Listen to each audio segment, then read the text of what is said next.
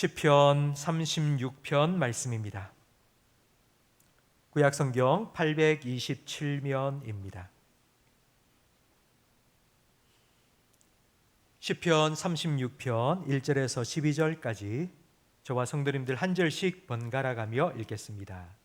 악인의 죄가 그의 마음속으로 이르기를 그의 눈에는 하나님을 두려워하는 빛이 없다 하니 그가 스스로 자랑하기를 자기의 죄악은 드러나지 아니하고 미워함을 받지도 아니하리라 함이로다. 그의 입에서 나오는 말은 죄악과 속임이라 그는 지혜와 선행을 그쳤도다. 그는 그의 침상에서 죄악을 꾀하며 스스로 악한 길에 서고 악을 거절하지 아니하는도다. 여호와여, 주의 인자하심이 하늘에 있고 주의 진실하심이 공중에 사무쳤으며 주의 의는 하나님의 산들과 같고 주의 심판은 큰 바다와 같으니이다. 여호와여, 주는 사람과 짐승을 구하여 주시나이다. 하나님이여, 주의 인자하심이 어찌 그리 보배로우신지요. 사람들이 주의 날개 그늘 아래에 피하나이다. 그들이 주의 집에 있는 살찐 것으로 풍족할 것이라. 주께서 주의 복락의 강물을 마시게 하시리이다. 진실로 생명의 원천이 주께 있사오니 주의 빛 안에서 우리가 빛을 보리이다. 주를 아는 자들에게 주의 인자하심을 계속 베푸시며 마음이 정직한 자에게 주의 공의를 베푸소서. 교만한 자의 발이 내게 이르지 못하게 하시며 악인들의 손이 나를 쫓아내지 못하게 하소서. 악을 행하는 자들이 거기서 넘어졌으니 엎드러지고 다시 일어날 일어날 수 없으리이다. 아멘. 전도의 연합설원의 둘째 날 오신 성도 여러분, 오늘도 하나님 주시는 풍성한 은혜가 여러분의 심령에 가득하기를 주님의 이름으로 축복합니다. 오늘 이관영 목사님이 오셨습니다. 우리 이관영 목사님은 우리 교회에 지금 한 4번째, 5번째 우리 전도의 연합설원의 또 정교인 수련회 또 부흥회 때 오셔서 말씀을 전해 주셨습니다. 오늘도 기대하는 마음으로 우리 목사님을 또 앞으로 모시도록 하겠습니다. 우리 큰 박수로 목사님을 모시겠습니다.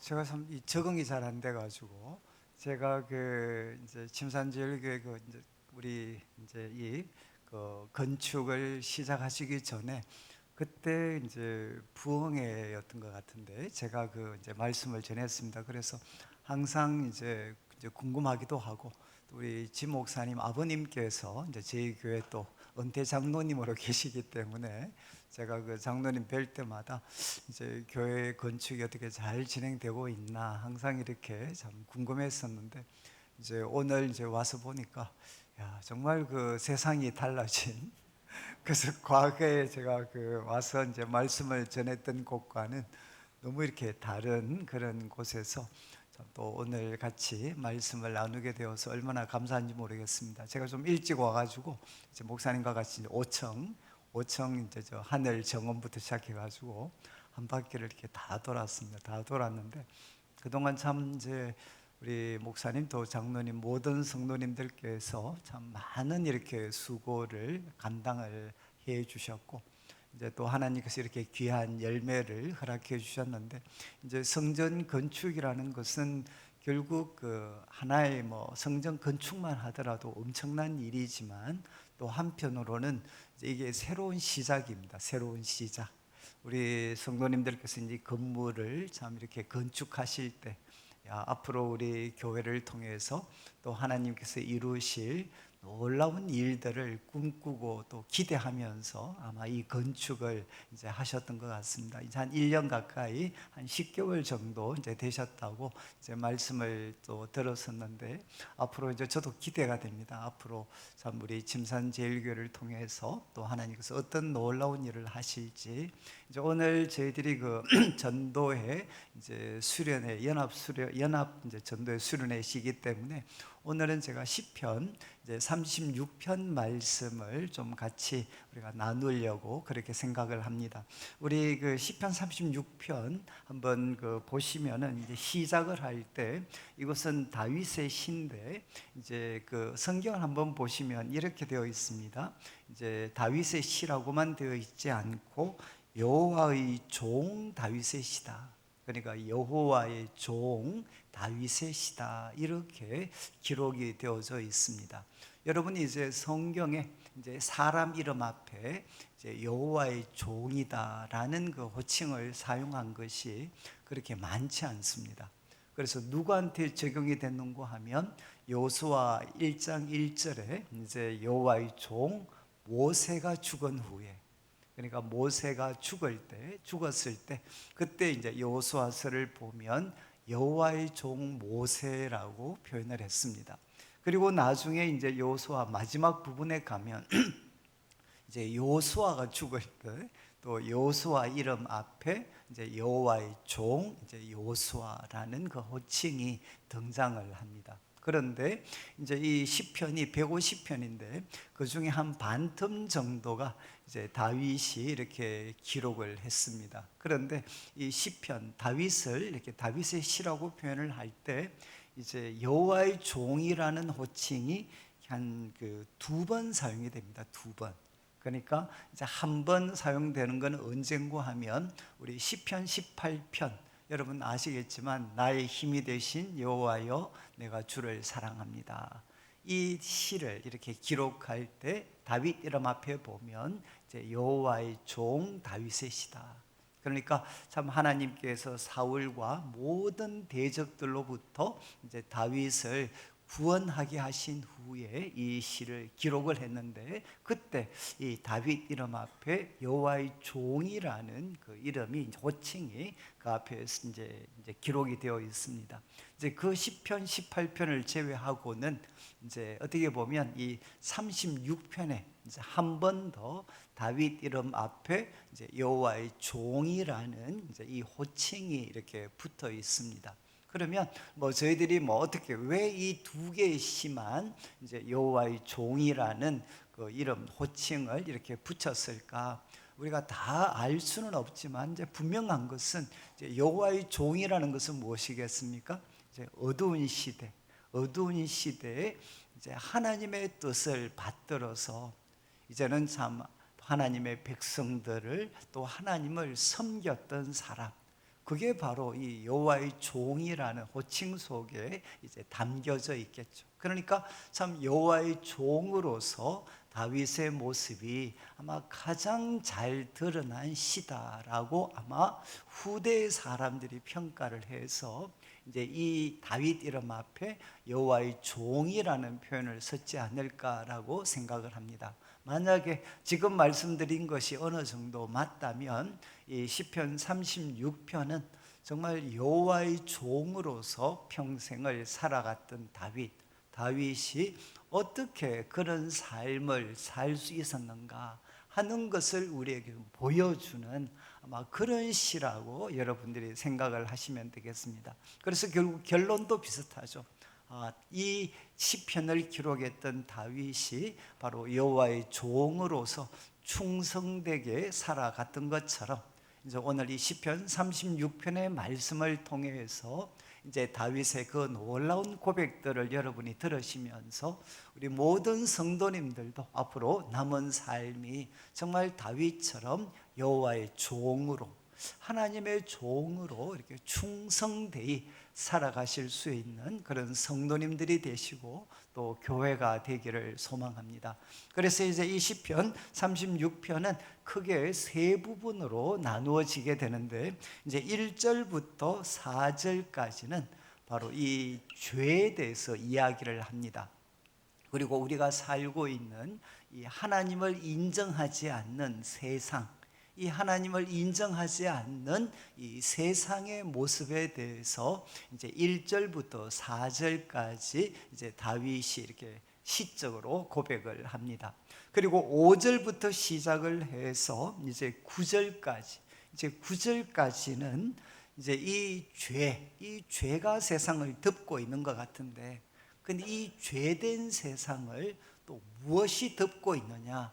하나님의 인자하심이 바로 이 죄악된 세상을 참 덮고 있다. 이렇게 다윗은 노래를 합니다. 그래서 이 말씀을 통해서 저는 이제 우리 침산제일교회 하나님께서 이렇게 성전 건축을 잘 마무리하도록 해 주셨는데, 앞으로 우리 교회 속에서, 이 우리 침산제일교회 속에서 우리 성도님들이 앞으로 어떤 풍성한 은혜와 복을 누리면 좋을까 하는 것이 이 5절부터 9절까지 말씀에 이제 기록이 되어져 있습니다.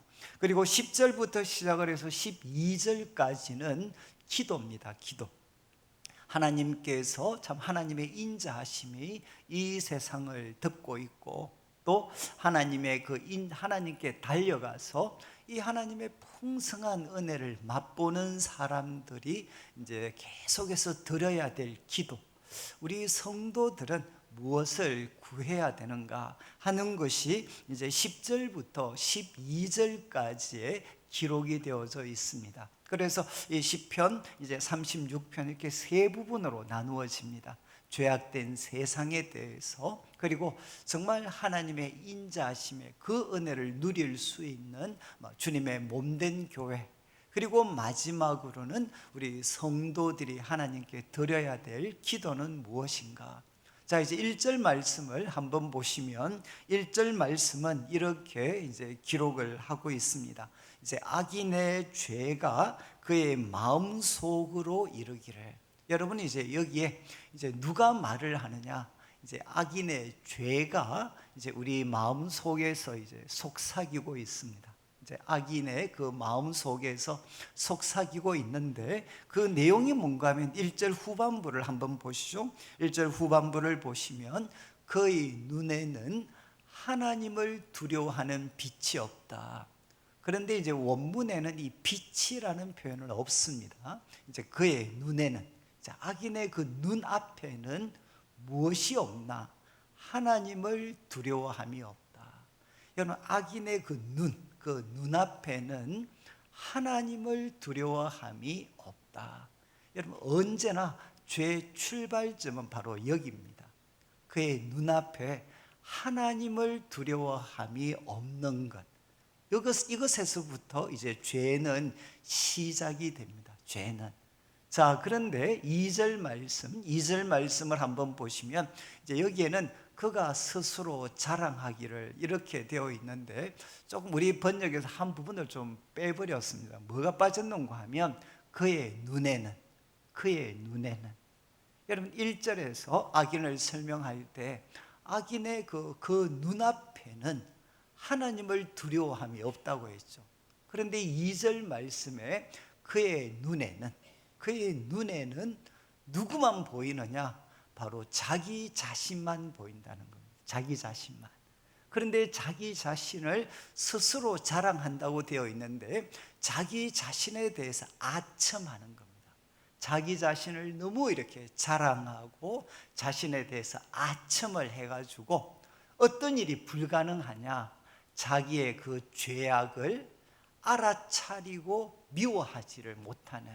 여러분, 너는 자기 자신에 대해서 도치가 돼가지고 자기 자신을 끊임없이 너 참 좋은 사람이야 이렇게 아첨하고 자랑을 해서 뭔가 하면 자기 속에는 죄가 있다. 그리고 그 죄를 미워해야 된다. 이런 생각을 할 수가 없다는 거. 왜? 자기 자신에 대해서 너무 도취되어져 있어가지고 자신에 대해서 자신을 끊임없이 이렇게 아첨하고 자랑하고 있으니까, 여러분, 자신의 죄악을 알아차릴 수가 없다는 겁니다. 지금 다윗은 이 죄에 대해서 아주 잘 설명을 하고 있는데, 출발점은 무엇이냐? 그 눈앞에는 하나님을 두려워함이 없습니다. 이게 첫 번째입니다.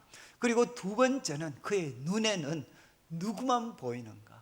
자기 자신만 보이고 있다는 겁니다. 그래서 자기 자신을 너무나도 과하게 칭찬하고 그리고 아첨을 해서 무엇이 불가능한가? 자기 속에 죄가 있다. 그 부족함이 있다는 것을 알아차릴 수 없을 만큼 자신에 대해서 도취되어져 있다. 이렇게 다윗은 설명을 합니다. 여러분, 우리가 살고 있는 이 시대를 요즘은 어떻게 할지 모르겠는데, 우리가 살고 있는 이 시대를 보통 이제 포스트 모더니즘이다라고 이야기를 했습니다.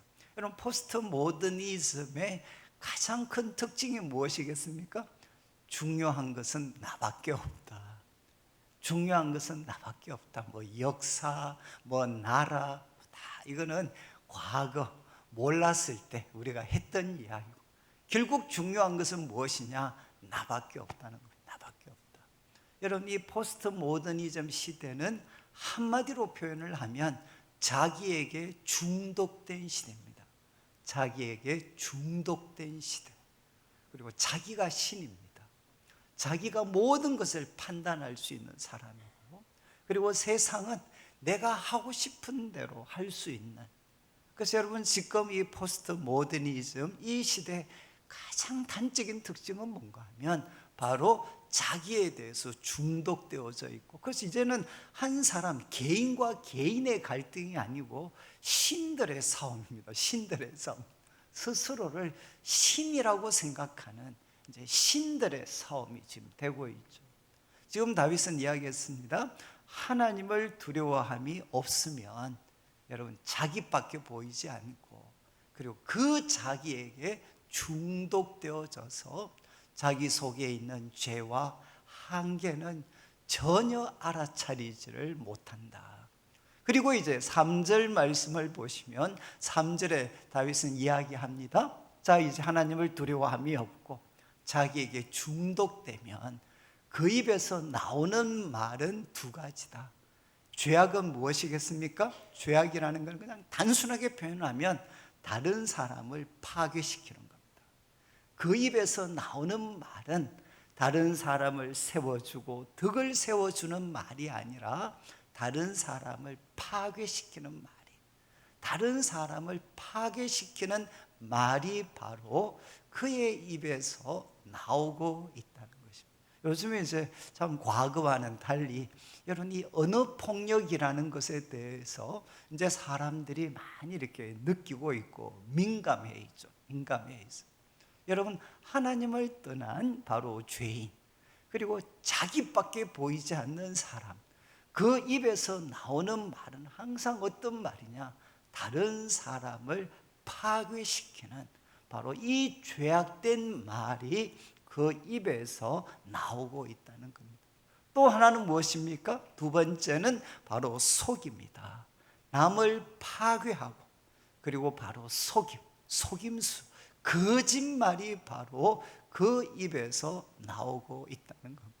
여러분, 참 우리가 살고 있는 이 시대는 정말 누구 말도 믿지 못하는, 제가 이제 좀 부끄러운 이야기지만 작년 그 8월 달 교회에서 이제 휴가를 저한테 기간을 주셔가지고 휴가 가기 전날 제가 뭘 당했느냐? 보이스피싱을 당했거든요. 저는 이게 저는 보이스피싱과는 상관이 없을 줄 알았는데 어떻게 하다 보니까 하여간 정말 보이스피싱을 제가 이제 당했어요. 거의 마지막 누를 뻔했습니다. 근데 그때 구원자 우리 집사람이 나타나가지고 저보고 당신 뭐하고 있어 이러더니만 저보고 갑자기 야 보이스피싱이잖아 뭐 이렇게 이야기하더라고요. 그래서 제가 이제 정말 거기에서 딱 스탑을 했어요. 딱 스탑을 했는데 진짜 좀 표현이 그런데 다리가 후들후들 떨리더라고요.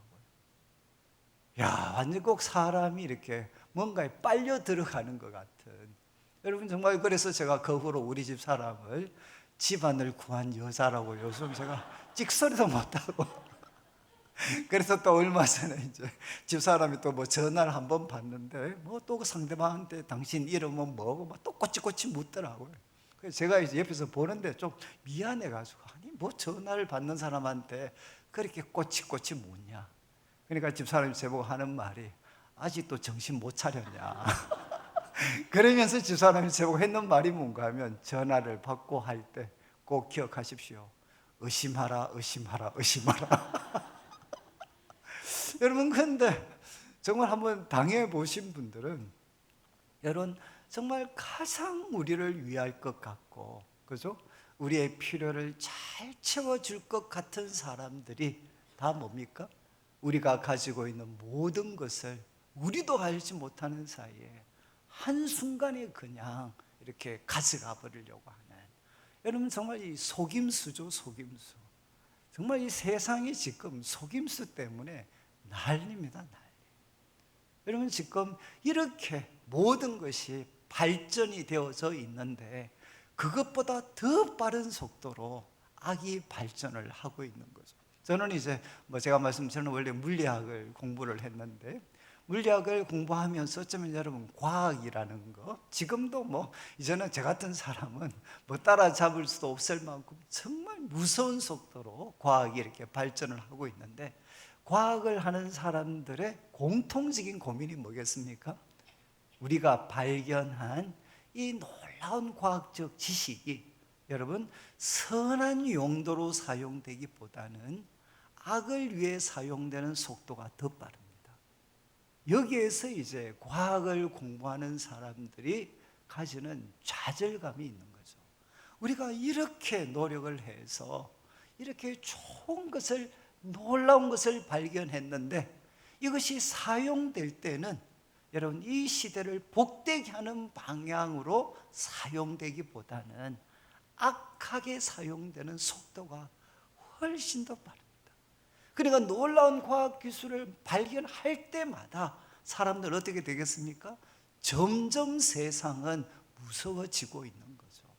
지금 다윗이 이야기를 합니다. 여러분, 하나님을 인정하지 않는 세상이 정말 지혜로운 것 같지 않나요?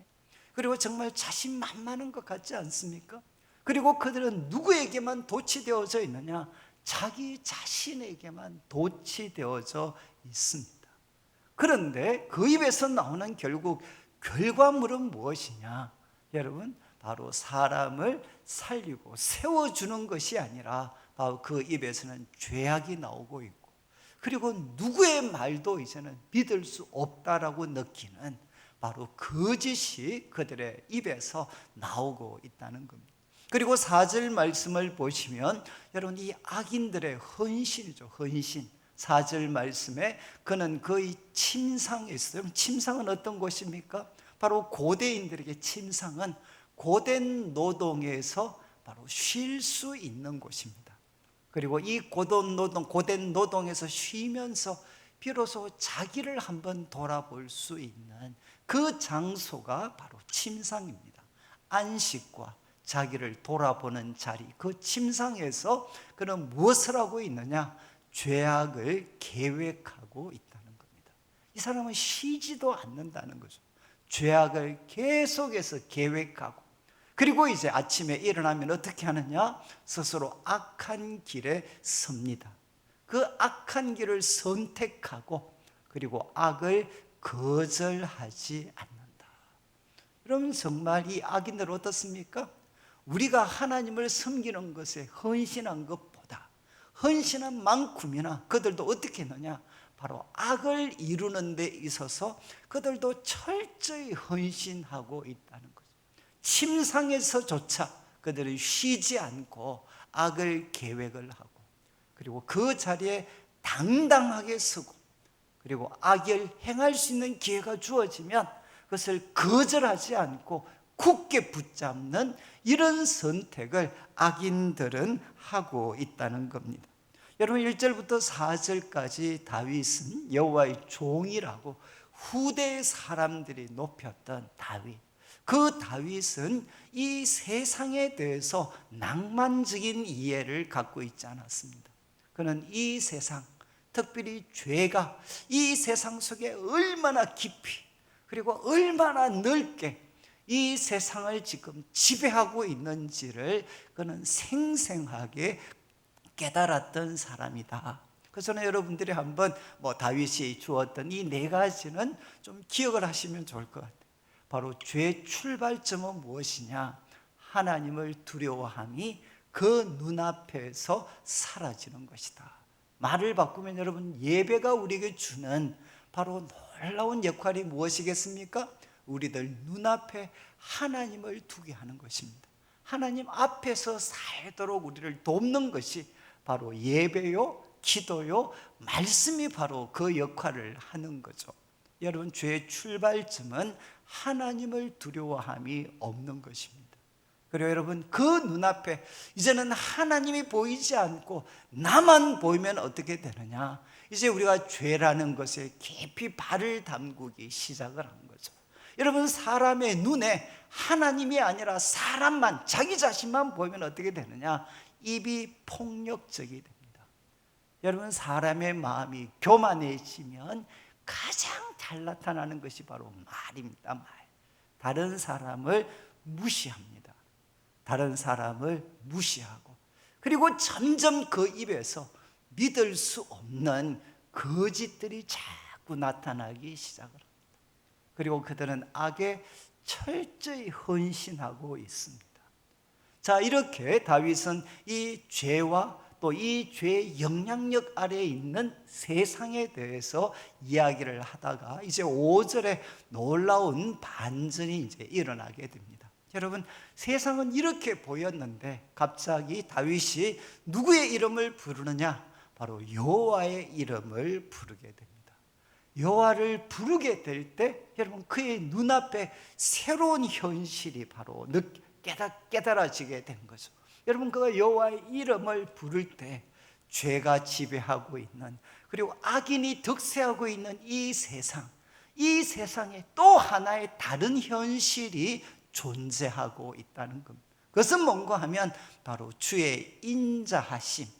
여러분, 이 주의 인자하심은 여러분 이제 우리 히브리어로는 헤세드라고, 아마 구약에서 우리 히브리어 중에 다른 거는 몰라도 헤세드는 기억하셔야 되는데 인자하심으로 번역을 했고, 요즘 번역들은 뭐 표준 세번역이나 이런 번역들은 이제 한결같은 사랑.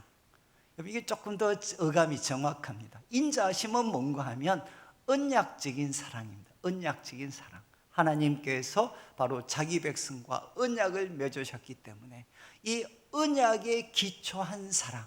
그래서 대부분 영어 번역은 실패하지 않는 사랑, 그리고 끝까지 책임지는 사랑. 그래서 표준 세번역 같은 번역은 바로 한결같은 사랑. 여러분, 하나님의 그 한결같은 사랑이 5절을 한번 다시 비춰주시면, 하나님의 그 한결같은 사랑이 하늘에 있습니다. 여러분, 땅은 악이 깊이 이렇게 정말 넓고 깊이 영향을 미치고 있는데, 여러분, 하나님의 한결같은 사랑이 하늘에 있다는 겁니다. 하늘에 있다. 그리고 이제 진실하심이라는 것은 주님의 참되심입니다. 참되심. 그래서 대부분은 이제 faithfulness, 신실하심. 주님의 그 신실하심. 여러분, 주님의 신실하심은 바로 공중, 보통 우리가 스카이라고 하는 그 공중에 바로 사무쳐 있습니다. 이것은 결국 무엇이냐? 이 죄악된 세상, 이 죄악된 세상을 무엇이 덮고 있느냐? 조금 과하게 하면 무엇이 포위하고 있느냐? 하나님의 인자하심과 진실하심이, 하나님의 인자하심과 진실하심이 바로 이 죄가 깊이 영향을 주고 있는 이 세상을 바로 덮고 있다. 이것을 언제 다윗은 깨닫느냐? 바로 여호와의 이름을 부르게 될 때, 여호와의 이름을 부르게 될 때 똑같은 세상이지만 다른 현실이죠. 새로운 현실이죠.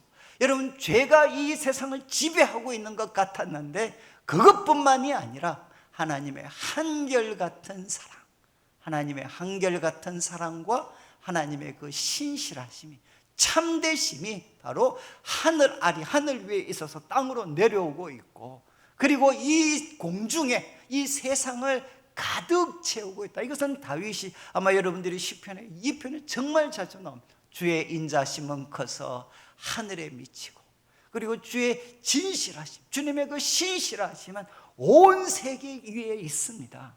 하나님의 그 한결같은 사랑과 하나님의 신실하심이 바로 이 세상을 덮고 있고 포위하고 있습니다. 여러분, 이것이 바로 하나님의 종, 여호와의 종 다윗이 바로 그렇게 살 수 있었던 삶의 방식이었습니다. 여러분, 이 세상은 악에 사로잡혀져 있는 것 같지만 여러분, 이 세상을 무엇이 덮고 있느냐? 하나님의 한결같은 사랑, 그리고 하나님의 신실하심이 바로 이 세상을 덮고 있습니다. 그리고 이제 6절 말씀을 한번 보시죠. 6절 말씀을 보시면 또 하나 이야기가, 주의 의는, 여러분, 하나님의 그 의로운 기준, 그리고 주님의 그 의로우심은 무엇과 같습니까? 하나님의 산들과 같다. 이것은 무슨 뜻이겠습니까? 흔들리지 않는다는 거죠. 하나님의 그 주님의 그 의로우심은 바로 거대한, 우리로 말하면 태산과 같이 그들은 흔들리지 않습니다. 여러분, 악인들은 끊임없이 의의 기준을 바꾸려고 하지만 주님의 의는 바로 하나님의 산들과 같이 절대로 흔들리지 않습니다. 그리고 또 하나 표현을 합니다. 주의 심판은 무엇과 같다는 겁니까? 큰 바다 같다. 이것은 뭔가 하면 깊음과 같습니다. 여러분, 창세기 1장 대초에 하나님이 창조하셨는데 땅은 1장 2절에 땅은 공허하고 혼돈하고, 그 다음에 뭐라고 했죠? 어두움은 바로 깊음 위에 있다. 여호와의 어두움은 바로, 흑암은 바로 깊음 위에 있었다. 여러분, 이 바다는 우리 히브리어로는 어떤 뜻이냐? 깊음입니다. 큰 깊음. 그건 무슨 뜻입니까? 주의 심판은 큰 깊음과 같다. 이것은 여러분, 우리들의 지혜로는 다 헤아릴 수 없는 그런 심오한 깊이를 가지고 있다는 거죠. 여러분, 지금 우리가 이 세상을 바라보면서 어떻게 하나님이 살아계신다면, 의로우신 하나님이 살아계신다면 어떻게 세상을 이렇게 두실 수가 있는 거야? 라고 이야기할 수 있지만, 다윗은 역시 모순된 세상을 살았죠. 그 사울 밑에서 얼마나 고된 삶을 살았습니까? 그런데도 이야기합니다. 주님의 심판은 무엇과 같으냐? 큰 바다 깊음과 같습니다.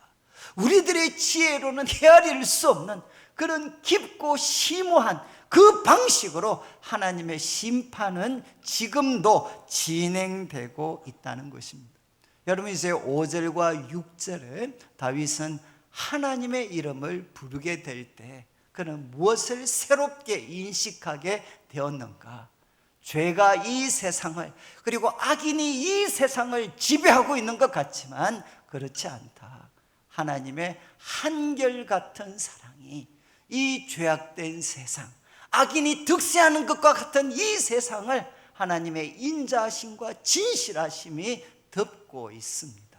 그리고 하나님의 의는 결단코 흔들리지 않습니다.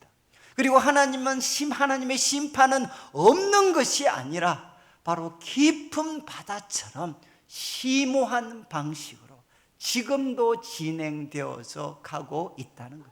하나님의 심판은 지금도 여전히 진행되고 있다. 그러면서 이제 오늘 말씀의 핵심인데 7절을 한번 보시죠. 7절에 이제 5절에 나왔던 주의 인자하심, 한결같은 사랑이 한 번 더 이제 등장합니다. 7절에 다윗은 이렇게 고백합니다. 하나님이여, 주의 인자하심, 그 한결같은 사랑이 어찌 그리 보배로우신지요. 여러분, 보배롭다는 것은 무엇이겠습니까?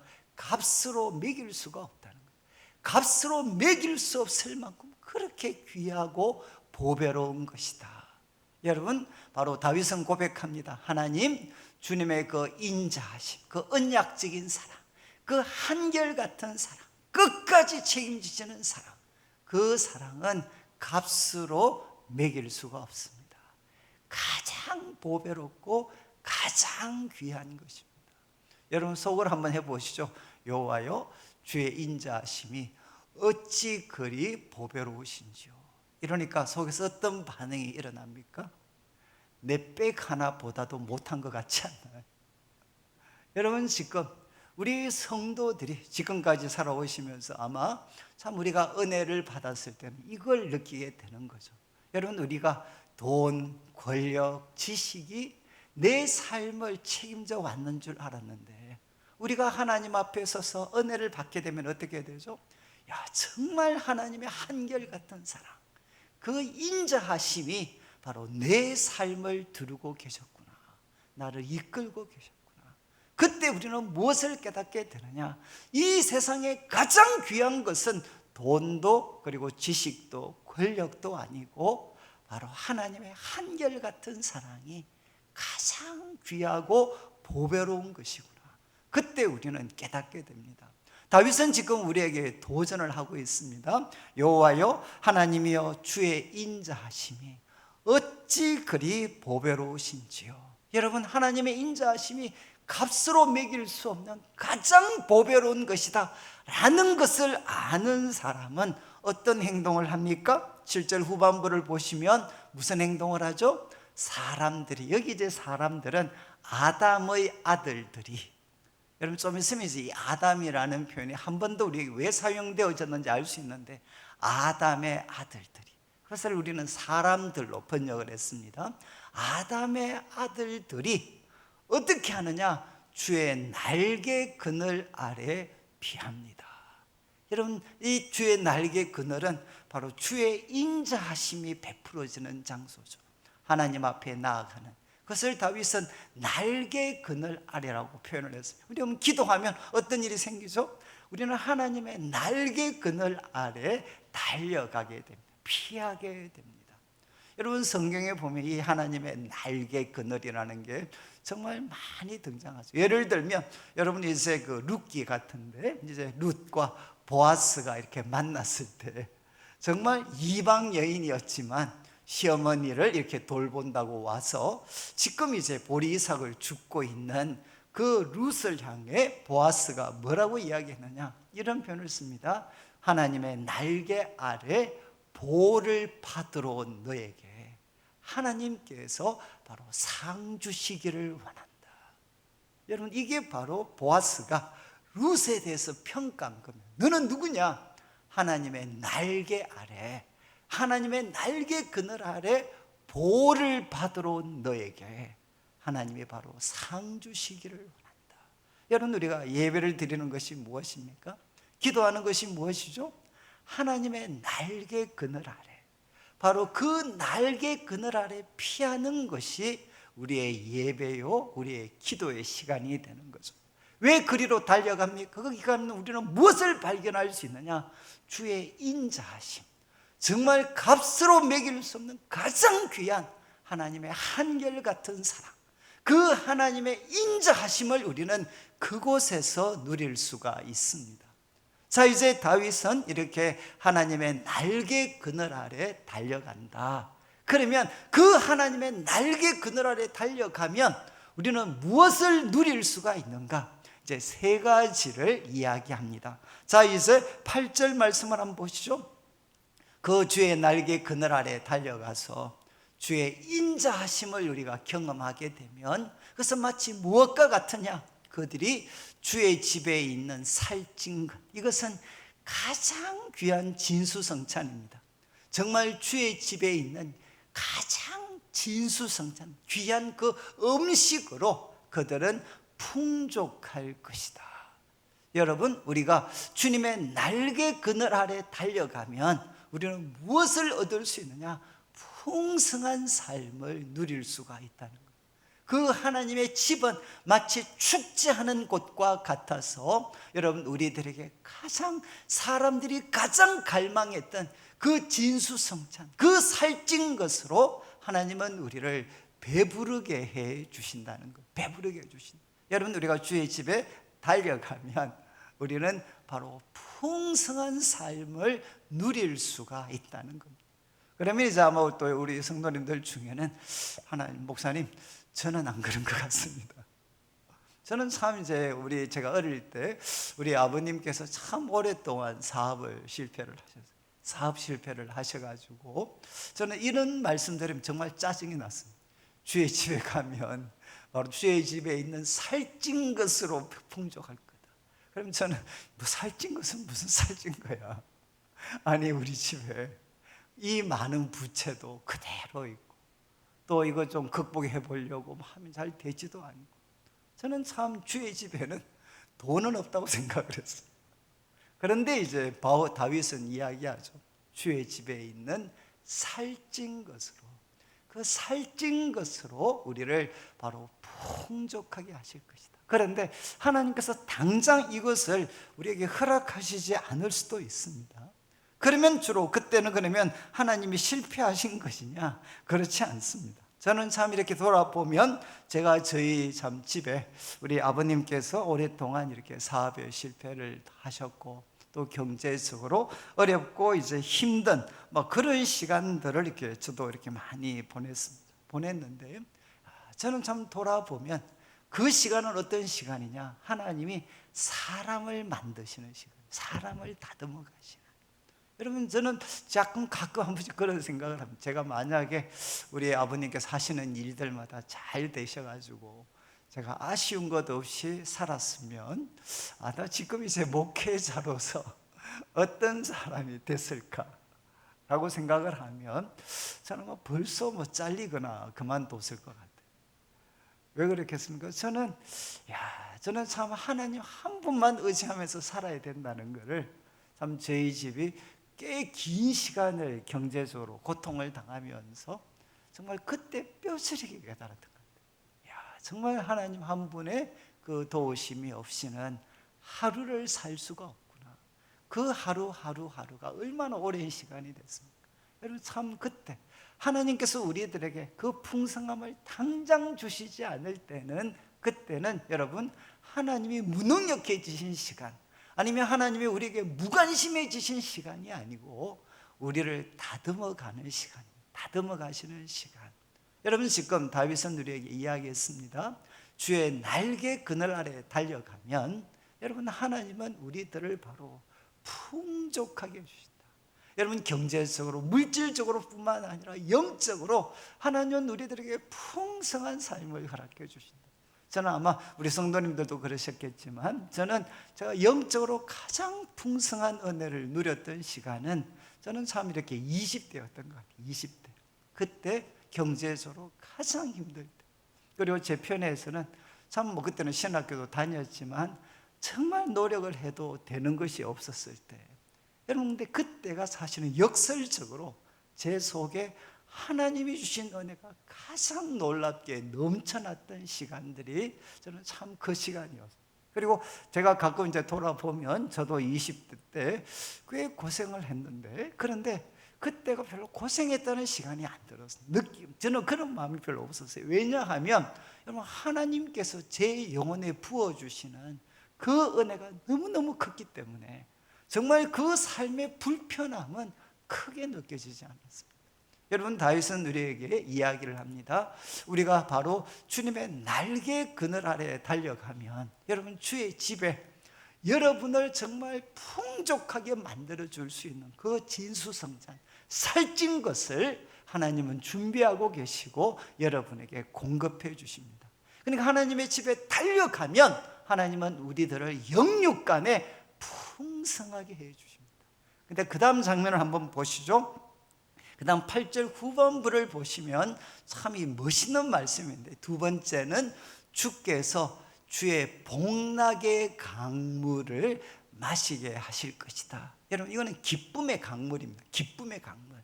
그런데 왜 우리 번역이 여러분 기쁨의 강물이라고 이렇게 번역하지 않고 복락의 강물이라고 이렇게 번역을 했을까? 여러분 이 원어로 보면 여기 복락은 어떤 단어를 사용하느냐? 에덴이라는 단어를 사용합니다. 에덴. 그럼 에덴 동산 아시죠? 에덴 동산. 에덴의 뜻이 뭔가 하면 기쁨입니다. 기쁨. 여러분 지금 다윗은 이야기합니다. 우리가 주님의 날개 그늘 아래 달려가면 당 하나님의 그 에덴의 강물을 마시게 할 것이다. 여러분 창세기 우리 2장에 보면 에덴 동산을 묘사할 때 무엇이 묘사되어 있습니까? 아주 생각보다 에덴 동산은 아주 간략하게 묘사가 되어 있습니다. 그게 무엇이 있죠? 바로 4개의 강이 에덴에서부터 발현이 됩니다. 그래서 에덴 동산은 어떤 곳이냐? 4개의 강이 바로 적시고 있는 곳이었어요. 여러분 나중에 요한계시록 마지막 장에 가면 여러분 성전에서부터 물이 흘러나와서 여러분 생명나무들이 막 있는 거기가 결국 무엇이 되죠? 에덴이 회복이 되는 거죠. 바로 물이 흐르고 있습니다. 여러분 지금 다윗은 이야기합니다. 바로 우리가 주의 날개 그늘 아래 죄악 그리고 악인이 득세하고 있는 것 같은 이 세상 속에서도 믿음의 눈을 떠서 여러분 하나님께서 그분의 인자하심과 진실하심으로 그리고 그분의 의로우심과 그분의 심오한 그 심판으로 이 세상을 통치하고 계신다라는 것을 깨닫고 하나님의 날개 그늘 아래 달려가게 되면 두 번째 우리는 무엇을 누리게 되느냐? 에덴의 강물로 우리는 만족하게 될 것이다. 여러분, 그 물이라는 것은 무엇이요? 단순하게 목마름만 이야기하는 게 아닙니다. 여러분, 에덴이 에덴 될 수 있었던 것은 결국 무엇이냐? 그 강물, 그 강물들을 통해서 모든 아름다운 곡식들과 그 어떤 먹을 소위 과수들이 그 과일나무들이 풍족하게 자라나서 여러분 이 샘물은 이 물은 결국 무엇이냐? 우리들의 삶을 당장 목마름만 해결하는 것이 아니라 에덴 동산과 같은 삶으로 바꾸어가는 모든 가능성과 능력이 어디에 있느냐? 바로 이 물 속에 담겨져 있는 거죠. 지금 다윗은 이야기합니다. 주의 날개 그늘 아래 달려가면 우리는 에덴의 강물, 그 복락의 강물을 마시게 되어서 지금의 목마름만 해결이 될 뿐만 아니라 여러분 이 악한 시대를 살아가지만 에덴을 누리면서 에덴과 같은 삶을 누리면서 우리는 살아갈 수 있는 사람이 될 수가 있다는 겁니다. 그리고 이어지는 9절을 한번 보시죠. 9절, 여기는 마치 이렇게 장단을 맞추는 것 같습니다.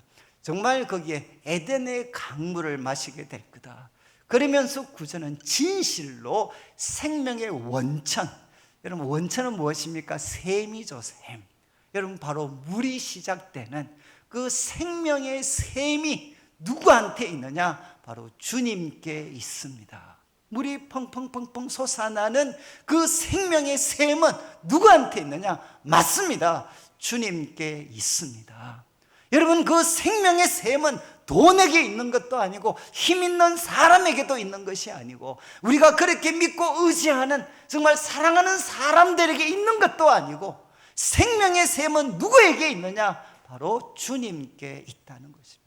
여러분 다윗은 바로 이 생명의 원천이 주님께 있음을 알고 그는 지치고 힘들 때마다 누구한테 달려갔느냐?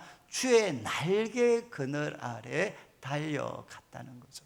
그리고 이제 세 번째 9절 마지막을 보시면 참 이 멋있는 표현인데 주님의 빛 안에서 주님의 그 빛 안에서 우리가 빛을 볼 것입니다. 여러분이 결국 이 빛은 여러분 뭐 쉽게 표현하면 열린 미래입니다. 미래. 여러분 우리들의 삶이 참 갑갑하고 어디 가야 될지 무엇을 해야 될지 모를 때 저는 참 우리 하나님은 어떤 분이신가? 빛이신 하나님이시죠. 빛이신 하나님. 여러분 그분 앞에 나아가면 바로 그분의 그 빛이신 하나님이 우리들의 삶을 비추어 주시게 되면 어떻게 되느냐? 그렇게 갈 곳이 무엇을 해야 될지 몰랐는데 여러분 그 주님의 빛이신 주님, 그 주님의 그 빛을 보게 되면 그 빛 안에서 우리는 무엇을 보게 되나? 바로 내 인생에 열려있는 미래, 내 미래가 바로 이렇게 하나님 안에 열려있구나 하는 것을 우리는 보게 된다는 겁니다. 여러분 다윗은 이제 이 5절부터 시작을 이제 7절부터 시작을 해서 9절까지 말씀을 통해 가지고 우리가 주님의 날개 그늘 아래 달려갔을 때 주님의 날개 그늘 아래 피했을 때 어떤 일이 일어나게 되는가? 첫 번째는 무엇이라고 했습니까? 주의 집에 그 살찐 것으로 주의 집에 있는 살찐 것으로 풍족하게 될 거다. 풍성한 삶을 우리는 누리게 된다. 여러분 주님의 인자하신 그 그늘 아래 정말 우리는 풍성한 삶을 누리게 된다. 두 번째는 무엇입니까? 바로 에덴의 강물을 우리는 마시게 된다. 복락의 강물, 기쁨의 강물을 우리는 마시게 된다. 그리고 세 번째, 주님의 빛 안에서 우리는 우리 인생을 향한 바로 빛을 우리는 보게 된다. 이렇게 다윗은 노래를 하고 있습니다. 저는 아마 우리 참 침산절교리 모든 성도님들께서 아마 새성전에 이렇게 오셔서 예배를 드리시면서 아마 감개가 정말 감격하실 것 같아요. 감개 정말 크실 것 같아요. 그런데 여러분, 바로 이곳에서 이 아름다운 건물에서 앞으로 어떤 일이 일어나야 되겠습니까? 우리 성도들이 지쳐 있고, 그리고 참 그 삶의 모든 것들이 제대로 풀리지 않고, 우리들의 삶이 정말 뭐 이렇게 내 기대하고는 전혀 다를 때, 여러분, 우리 교회에 와서 함께 예배 드리면 우리 교회가 바로, 여러분, 바로 주의 집에서 살찐 것으로 풍족하게 되는, 정말 우리 모든 성도들이 주님의 풍족함을, 그 풍성함을 누리고 체험할 수 있는 정말 그런 교회, 그런 공동체가 되셔야 되지 않겠습니까? 그리고 여러분, 정말 사람들이 이렇게 기쁨이 없습니다. 그냥 뭐 이렇게 유튜브를 보고 아니면 쇼츠를 보면서 그냥 킥킥 웃을 수는 있지만 그들의 삶에는 별로 기쁨이 없어요. 근데 여러분, 바로 참 함께 예배를 드리면서 하나님 이곳에서 에덴의 강물을 마실 수 있는, 정말 그 기쁨의 강물을 마시고 우리 성도들의 삶이 바로 에덴으로 회복되어져 가는 그런 은혜를 바로 참 새로운 성전에서 우리가 누려야 되지 않겠습니까? 그리고 앞으로 세상이 어떻게 바뀔지 모르고, 요즘은 저는 참 저희 교회도 뭐 많은 성도님들이 계시는데, 여러분 하나같이 하시는 말씀은 연세가 드신 분들도 야, 어렵다, 어려워, 사는 게 너무 힘들다. 그리고 여러분, 꽃다운 20대 애들도 만나면 너무너무 힘들다고 이야기합니다. 공부하는 10대 애들도 힘들다고. 여러분, 참 이렇게 티 없이 어린 정말 초등학생이나 이 참 어린 애들도 모든 게 그냥 다 힘들어요, 힘들어. 저는 참 우리 교회가 다윗이 우리에게 이야기했던 것처럼, 여러분, 바로 참 교회에 와서 이 에덴의 강물을 마시면서 정말 주님이 주시는 참된 기쁨을 그들이 경험하고 그들의 삶이 에덴으로 회복되어지는 그런 은혜를 우리가 누려야 되지 않겠습니까? 그리고 여러분, 참 우리들의 삶이 정말 어둠에 지배되어져 있다고 느껴질 때마다 저는 참 이렇게 저도 이렇게 어려운 저 청년 시절과 이렇게 쭉 보내면서 저는 기도하면 하나님께서 은혜를 주시면 꼭 마지막으로 부르는 찬양은 거의 정해져 있습니다. 그 중에 이제 하나가 저한테는 하늘 가는 밝은 길. 정말 이 찬양, 그래서 저는 이 찬양이 입에서 흘러나오면 아, 이제 게임은 끝났다. 하늘 가는 밝은 길이 내 앞에 있으니, 그리고 슬픈 일 많이 보고 늘 고생하여도, 그다음 뭐라고 했습니까? 예수 보배로운 피, 정말 모든 것을 이기고. 그리고 또 이런 말씀이 있잖아요. 정말 속에 근심, 밖에 걱정, 늘 시험하여도. 여러분, 바로 주의 밝은 빛들이 이 모든 어두움들을 이렇게 바로 내어 쫓아버리는. 그래서 여러분, 바로 주님 안에서 우리는 무엇을 보게 되느냐? 여러분, 바로 우리는 빛을 보게 되는. 저한테는 이 빛의 이미지가 가장 강렬한 거예요. 주님의 날개 그늘 아래 달려가면 바로 내 인생에 주님께서 빛을 비추어 주시고, 그리고 참 텅 비었던 삶. 저는 우리 아이들한테 너무 얘기하기, 저는 정말 어릴 때 집이 조금 어려워서 그랬지만, 저는 이제 진짜 교회 가면 저는 밥이 나왔고 돈이 나왔어요. 그래서 사람들이 가끔 저보고 야, 교회 가면 돈 나오냐? 그러면 제가 이야기야, 교회 가면 돈 나온다, 돈. 왜냐하면 저는 대학을 다닐 때 저희 집이 이제 어려워서 이제 좀 제 학비를 대기가 쉽지 않았어요. 그런데 제 교회 초등학교, 그러니까 주일학교 초등학교 선생님이신 한 분이 제 대학교 학비를 다 대주셨어요. 정말 졸업할 때 학점에 상관없이 정말 학비를 다 대주셨어요. 그리고 저는 정말 교회 가면 먹을 게 나왔고 학비가 나왔고 모든 게 저는 나왔어요. 여러분, 참 우리가 주의 집에 달려가면 우리들의 삶은 어떻게 되나? 주의 집에 있는 살찐 것으로, 주의 집에 있는 살찐 것으로 우리는 풍족하게 될 수가 있습니다. 그리고 어떻게 되죠? 저는 사는 게 진짜 재미가 없었던 사람이에요. 저희 집 사람은 아주 이렇게 밝은 사람. 그래서 이 사람과 제가 나이가 같은데 항상 싸웠던 게 뭔가, 이제 연애할 때 싸웠던 거는, 집사람은 저보고 나이가 같으니까 저보고 뭐 한다고 그렇게 얼굴이 심각하냐. 그리고 저는 집사람 보고 이 풍진 세상을 사는데 어떻게 그렇게 티 없이 살 수 있냐.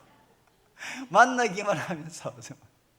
저는 정말 기쁨이 없었어요. 사는 게 기쁨이 없었어요. 그 말씀대로 저는 우리 할머님이 저를 공부시킬 때 약속을 했던 게 뭔가, 야 관영아, 너가 1등 하면 내가 떡볶이 사줄게, 떡볶이. 그래서 참 공부 열심히 해가지고 이제 전교 1등을 하면 우리 할머님이 그날 떡볶이를 사주셨어요. 그 떡볶이를 먹어요. 떡볶이 얼마나 맛있습니까? 그때 이제 각오를 하죠. 다음 달에도 또 먹어야 돼요. 그래서 또 열심히 공부해서 또 일자가 끄이면 할머님이 떡볶이를 사주셔서 또 떡볶이를 먹었어요. 근데 그거 6년 정도 먹고 나니까 질리더라고요. 여러분, 저는 참 그때 느낀 게 뭔가 하면, 여러분, 이 세상이 이야기하는 기쁨은 무엇이죠? 정말 일시적입니다. 그렇지 않나요? 일시적입니다. 그리고 그것을 정말 다 빼앗길 수 없어질 것 같은. 여러분, 제가 참 저도 학교 공부하면서 1등을 많이 했는데 1등하면 누가 제일 밉겠습니까? 누가 제일 미울까요? 2등하는 애들이 제일 밉잖아요. 왜 그렇죠? 제가 안 따라오면 제가 이렇게 피곤하게 공부할 이유가 없는데, 제가 죽으라고 따라오니 이 1등 떡볶이를 먹기 위해서. 저는 참, 그리고 이제 대학 가서는 뭐 완전히 밑바닥을 쳤어요. 정말 참 이렇게 가니까 밖에 나가서 보니까 정말 세상에 똑똑한 애들도 많고. 그래서 제가 물리학과를 이렇게 들어갔을 때 저는 그 학교에서 1등을 했었는데, 거기 가니까 학교 1등은 명함도 못 내면은 툭 치면 저희 과에 전국 1등, 2등이 있었고요. 그리고 저는 조금 공부했다 그러면 최소한 시도 수석은 해야 제가 머리가 좀 괜찮은 애다, 그렇게 이야기를 해요. 그러니까 그거 보니까 저같이 대구에 그리고 아주 또 뭐 별로 뭐 유명하지도 않는 그런 학교에서 뭐 조금 했는 것 가지고는 명함도 내밀 수도 없는. 그러니까 어떻게 되죠? 야, 정말 세상은 크고 무섭고 내가 가지고 있는 것은 생각보다 너무 초라하고. 그런데 여러분, 그러니까 기쁨이 없죠, 기쁨이. 그런데 우리가 하나님 앞에 나아가면, 주의 날개 그늘 아래 달려가면 어떻게 되느냐? 주의 집에 있는 살찐 것과 함께 하나님의 집에 있는 게 무엇이냐? 에덴의 강물, 복락의 강물을 주셔가지고 우리 인생에 참된 기쁨이 무엇인가? 제가 한번 이런 분 간증을 들었는데, 히로뽕에 중독돼 있다가 이분이 이제 예수님을 믿고 이렇게 회심하신 분이 이제 그 라디오에서 옛날에 한번 간증하는 걸 들었는데, 사회자가 물었어요. 히로뽕 맞으면 어떻습니까? 이렇게 물으니까 이분이 말씀하시는 게, 세상에서 가장 기쁘다고 하는 것보다 10배가 더 기쁘대. 그래서 사람이 뽕을 맞는데, 근데 이분한테, 그러니까 예수님 믿으니까 어떻습니까? 이렇게 물으니까 이분이 하시는 말씀, 예수님 믿으니까 뽕 맞는 것보다 10배가 더 기쁘대. 그렇지 않나요? 여러분, 예수님을 믿는 것은 무엇이냐? 많은 것들이 있지만 예수님 믿으면 바로 세상에 어떤 것도 줄 수 없는 그 기쁨을 하나님은 우리들에게 넘치게 부어줘요. 그리고 마지막, 여러분, 주의 날개 그늘 아래 달려가면 어떻게 되나? 여러분, 바로 주님은 빛이십니다. 그 주님의 빛 안에서 바로 내 인생의 미래가 바로 보이게 되는 거죠. 그래서 다시 일어날 수 있게 되는 거예요. 이제 마지막, 여러분 10절부터 12절까지 이제 다윗은 두 가지를 기도하는데, 하나는 이제 뭘 기도하느냐? 이 주의 인자하심을 주의 날개 그늘 아래서 체험하고 나니까 다윗은 이렇게 고백합니다. 여기는 우리 번역은 좀 정확하게 나와 있지는 않는데 계속입니다. continue. 하나님, 주를 아는 자들에게 주의 인자하심을 continue, 한 번이 아니라 계속해서 베풀어 주십시오. 그리고 마음이 정직한 주의 공의, 이것은 의롭다는 것과 함께, 여러분, 선지서와 이 시편에는 공의가 구원과 같은 뜻으로 사용될 때가 많습니다. 자기 백성을 향한 하나님의 의로우심, 이게 나타나면 어떻게 되죠? 하나님의 백성이 고통 가운데 있더라도 그들에게 구원의 역사가 펼쳐집니다. 그래서 다윗은 이렇게 기도하죠. 하나님, 주를 아는 자들에게, 그리고 마음이 정직한 자들에게 두 가지, 바로 주의 인자하심, 그 한결같은 사랑, 그리고 주의 공의, 자기 백성을 끝까지 책임지시는 그 주의 공의를 컨티뉴, 계속해서 베풀어 주십시오. 한 번이 아니라 계속해서 베풀어 주십시오. 그리고 11절을 보시죠. 11절을 보시면 이와 대조적으로 교만한 자들의 발, 그리고 악인들의 손이 내게 미치지 못하도록, 그리고 나를 쫓아내지 못하게 해 주십시오. 여러분 아시겠지만 이제 교회가 이렇게 참 새성전 또 입당을 하고 이렇게 참 은혜를 누리다 보면은요, 그런데 참 이 사단이 참 우리를 공격할 때가 참 많습니다. 정말 공격할 때가 많죠. 여러분, 하나님, 정말 교만한 자의 발과 악인들의 손이 우리 교회를 정말 미치지 못하도록, 또 우리 가정과 우리 사업장에 바로 이르지 못하도록 하나님 우리를 지켜주십시오. 정말 하나님이 지켜주셔야만 안전할 수가 있습니다. 그리고 12절 이렇게 이제 마무리하고 있죠. 악을 행하는 자들, 그들이 이 세상 가운데 득세하는 것 같지만 여기서 중요한 표현은 바로 거기서라는 단어입니다. 악을 행하는 자들이 거기서. 여러분, 의인과 주를 알고 주님 앞에 정직하게 살아가려고 하는 사람들을 넘어뜨리고 해하려고 하는 바로 거기서 누가 넘어지느냐? 악을 행하는 자들이 바로 넘어진다. 그리고 엎드러지고 다시 일어날 수 없을 것이다. 이렇게 다윗은 확신을 이야기합니다. 이 말은 무엇이죠? 하나님이 승리하신다는 겁니다. 여러분, 악이 승리하는 게 아니라, 악을 행하는 죄인들이 승리하는 게 아니라 바로 하나님이 승리하십니다. 악을 행하는 자들은 거기서 넘어져서 다시는 일어나지 못하게 된다. 하나님, 이 일이 바로 펼쳐질 수 있도록, 일어날 수 있도록 해 주십시오. 이렇게 다윗은 기도하고 있습니다. 이제 말씀을 좀 마무리하겠는데, 여러분 한번 이제 1절부터 4절까지 여호와의 종 다윗은 먼저 이 죄가 얼마나 이 세상 속에 깊이 그리고 넓게 이 세상에 영향력을 행사하고 있는가 하는 것을 그는 고백을 했습니다. 저는 무엇보다 우리 성도님들께서 이런 수련회를 통해서 무엇보다도 하나님, 제 눈앞에 하나님을 두려워함 있게 해 주십시오. 여러분, 바로 하나님, 정말 이 죄는 그 눈앞에 하나님을 두려워함이 없고, 그 눈앞에는 자기밖에 보이지 않고 자기의 돛이 되어져서 자기 속에 있는 이 죄악을 전혀 알아차리지 못하는, 그리고 다른 사람에게 말과 행동으로 고통을 끼치더라도 알지 못하는 그런 죄인의 자리에 서지 않도록 하나님, 저를 참 지켜주십시오. 무엇보다 저는 우리 성도님들께서 바로 제 눈앞에 하나님을 두려워함을 회복시켜 주십시오. 그리고 두 번째, 여러분, 이 죄가 그리고 악인들이 득세하는 것 같은 이 세상, 그러나 또 하나의 진실은 무엇이냐? 더 분명한 진실은 무엇이냐? 하나님의 인자하심과 하나님의 신실하심이 이 세상을 포위하고 있습니다. 여러분 아시죠? 이제 우리 엘리사가 정말 이제 아람의 군대에게 포위되어졌을 때, 여러분 그 종이었던 게하시는 난리가 났죠. 지금 그 아람의 군대가 자기들이 있는 집을 다 포위하고 있었어. 근데 그때 엘리사가 뭐라고 했습니까? 야, 우리 편이 더 많아, 우리 편이.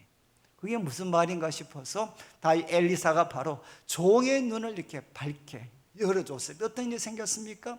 하나님의 불수레와 불병거가 그 아람의 군대를 포위하고 있었죠. 마치 이것과 같습니다.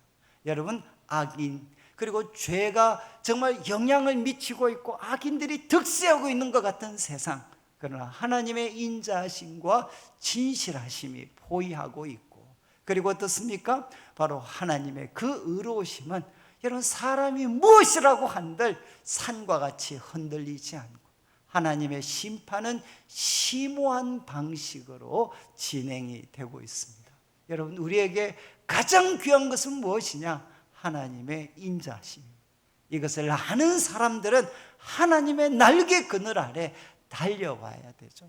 저는 우리 성도님들께서 앞으로 우리 참 짐산제일교회 함께 예배 드리시면서 또 여러분의 골방에서 기도하면서 이 하나님의 인자하심, 여러분 바로 주의 집에 살찐 것으로 여러분의 삶이 가장 풍성하게 되고, 그리고 또 주의 집에서 에덴의 강물을 마셔서 여러분의 삶이 기쁨으로 가득 차고 에덴으로 삶이 회복이 되고, 나아가서 여러분 바로 주님의 빛 안에서 여러분의 삶에 빛이 보이게 되는, 하나님이 여러분의 미래를 열어주시는 놀라운 은혜를 우리가 누리고, 그래서 교회 모일 때마다 하나님 주의 인자하심과 그리고 주님의 그 구원을 우리에게 계속해서 베풀어 주십시오.